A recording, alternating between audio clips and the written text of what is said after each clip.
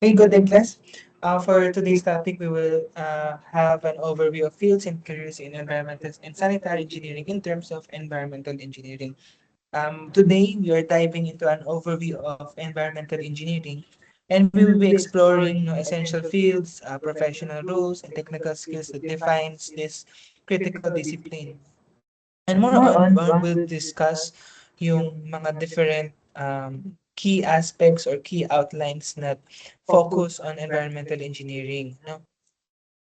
And more on, no, we will have an opportunity to know what uh, the definition of the environmental engineering and what are the specific specializations, no, career paths, and engineering principles used to manage our air, land, and water. Kasi more on yun yung aspect na dinedefine or pinoprotektahan ng environmental engineering to have a sustainable practice or sustainability ng mga bawat aspeto ng environment natin. Siyempre, mas matagal or mas maganda yung environment natin, mas tatagal yung buhay ng tao or any living organisms dun sa area na yun.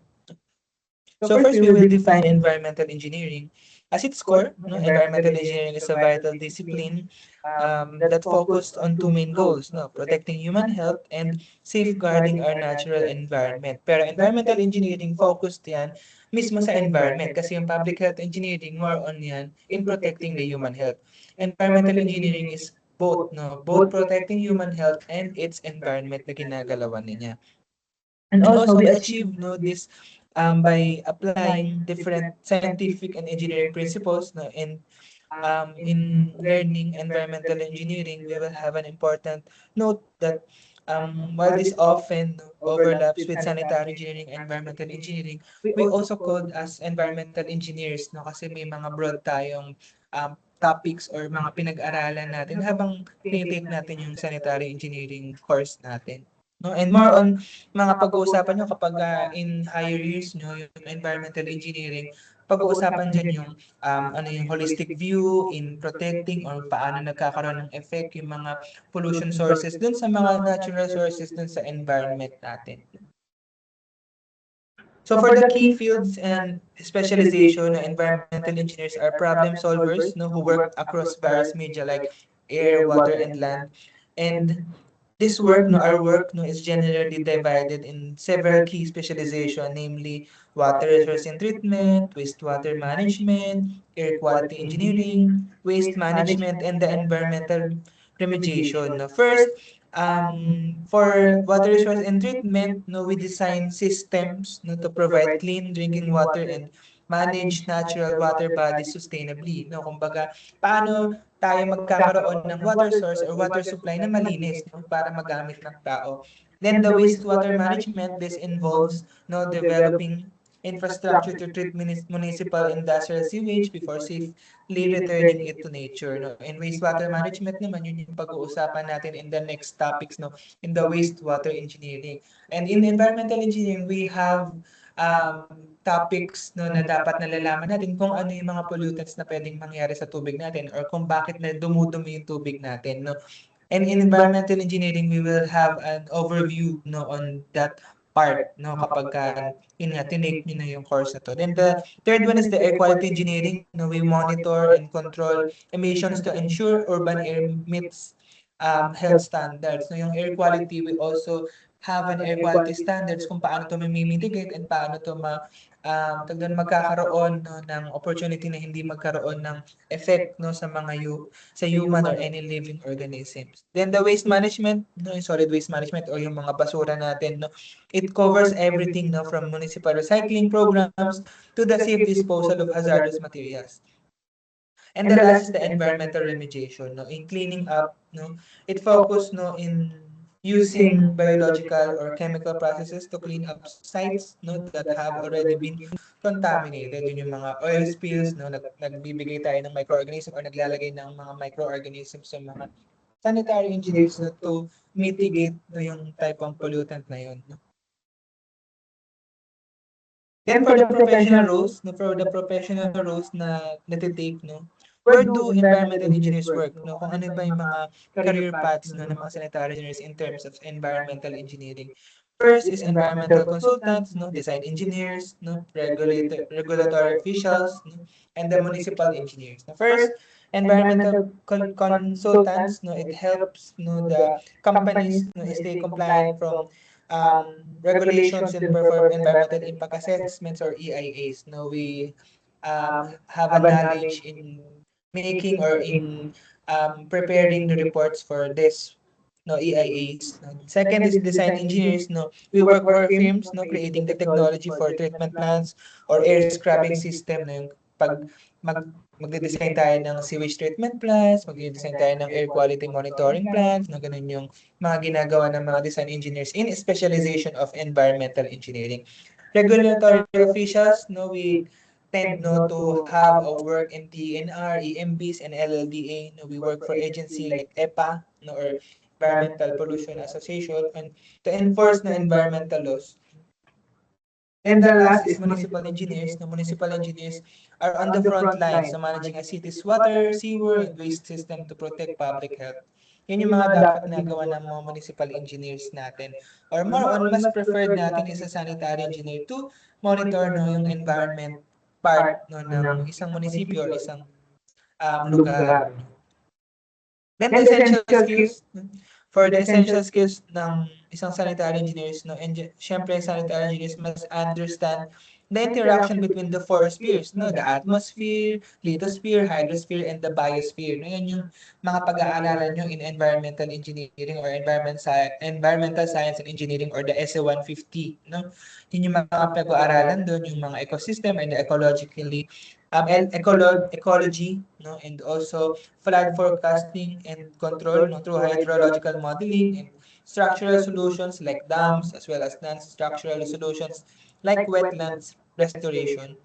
And also the ultimate goal no to sa environmental engineering is to have a sustainable development, no, balancing current human needs without compromising the future, no, often called the uh, people, planet, and the profit. No?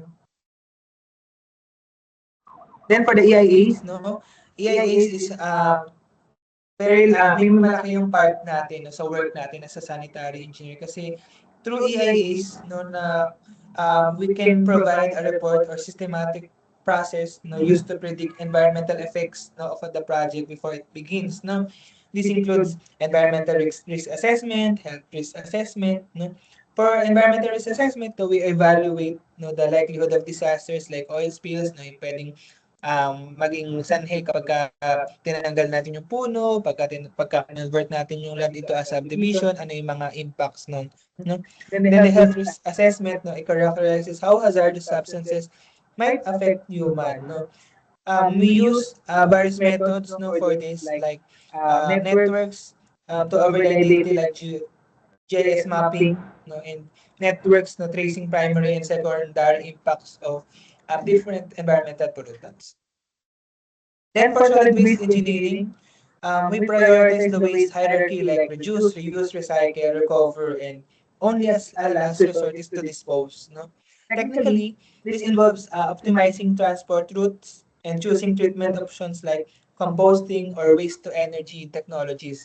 Yan yung mga i-jump natin in the next topics after natin malaman yung mga overviews. Yan yung mga next topics natin na pag-uusapan no, regarding this waste-to-energy technologies. No? And more on, as a sanitary engineer, we have a critical engineering task wherein we design sanitary landfills. In designing sanitary landfills, no, we have knowledge no, in designing bottom liners, leachate collection, maintain recovery systems, to prevent them from becoming dangerous no, for open dumping. Yun yung mga iniiwasan natin. Yung mga basura, no, magkaroon ng tamang treatment no, and process, hindi lang nakakalat no, basta-basta sa lugar. Then, second to the last is the protection and control no, or the environmental protection for the air. No? In terms of active pollution control, no, we manage air and water quality by setting strict standards. No? We utilize tools like air scrubbers and biological water reactors, or we design these parts. And as a sanitary engineer,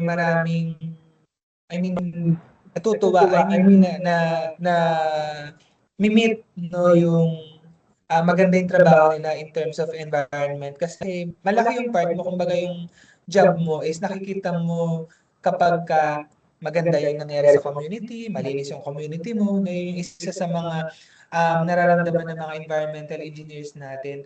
Yung opportunity na makapag-work with the environment is sobrang laking aspect na parang achievement mo as a sanitary engineer kasi walang walang kita sa environmental engineer pero ang trabaho mo is very necessity or kailangan na kailangan ngayon kasi lalong-lalo na marami nang nangyayari sa mundo, di ba?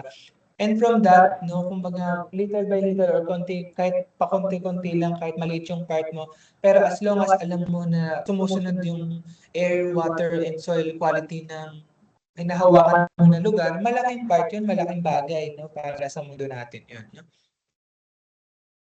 So mostly, no, for the environmental protection, for water, no, we control both point and non-point source pollutions. No? For land, we work prevent degradation and acidification, and even mitigate noises through industrial insulation. No? And crucially, no, hazardous waste is managed no, by sanitary engineers no, to ensure toxic or flammable materials that are tracked from creation to final disposal. No?